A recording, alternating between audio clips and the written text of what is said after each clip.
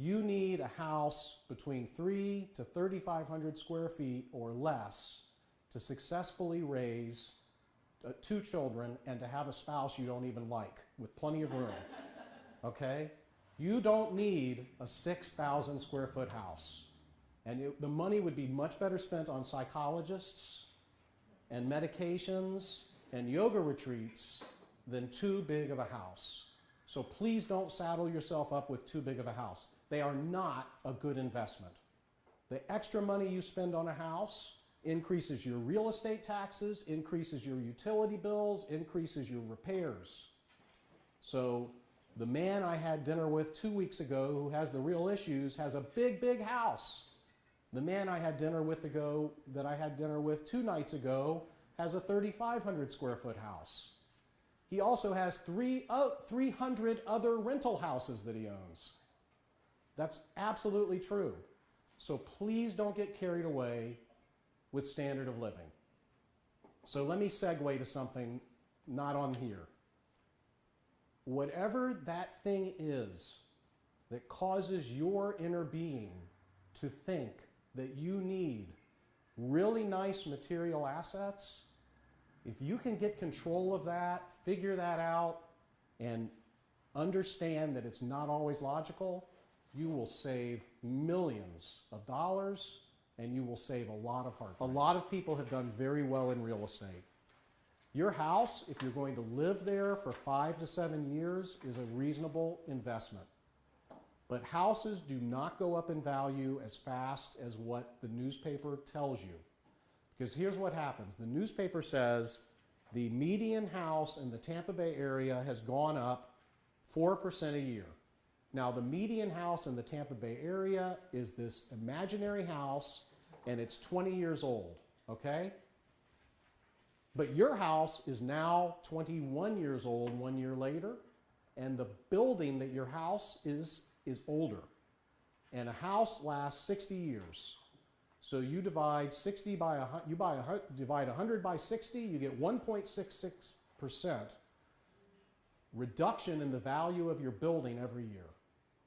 So the average home in the Tampa Bay area has gone up by approximately 2.6% a year. Now, it's gone up faster if it's closer to the water, slower if it's off the water. But remember, in 2008, my house went from $1 million to $550,000. And now it's at $750,000. So if I had bought my house in 2007, I'd be pretty upset right now. That's the way the housing is. So if you're not going to live there a while, renting a house is not a bad idea.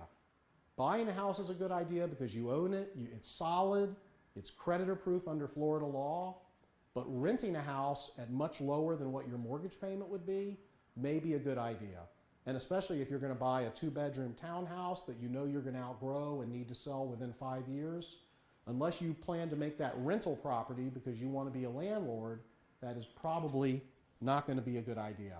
Now, buying real estate for your office is usually a good idea. You're going to plan to stay there. You know you have a good tenant, or I hope you have a good tenant if you're your own tenant. And if you buy it right, it's usually a good investment. But buying other types of real estate, you can get in a lot of trouble. So you want to be careful.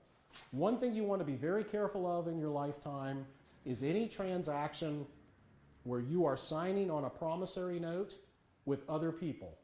Because inevitably what happens is the other people are nowhere to be found when the note payments have to be made. So the business person approaches you and says, hey, I can buy this building for $1 million. It's worth $1.5 million. We'll finance 90%. You put in 50, I'll put in 50. We'll sign this note. Of course, the business person doesn't tell you that the seller's kicking him back $75,000 to $100,000. It's not really worth that much. But even if it is, then 2008 happens again, and the property's now worth $600,000, and you owe $900,000, and you continue to make the mortgage payments, and what happens? The bank calls the loan. Because the bank loan documents, as we all found out in 2008, say that the bank can call the loan if they feel insecure, and they can feel insecure if the value isn't there.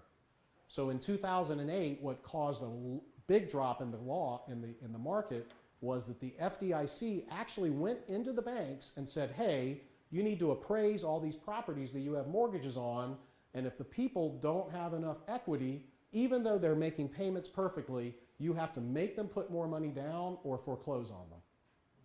And thousands of doctors got foreclosed on and got notes called in, and the business people who got into the deal with the doctors bankrupted out early, leaving the doctor with the entire note. So whenever you're going to sign a note with somebody else, number one, just don't even do it. Or number two, have the bank limit your exposure to your percentage of the deal. But banks usually won't do that. So do be important. I mean, do be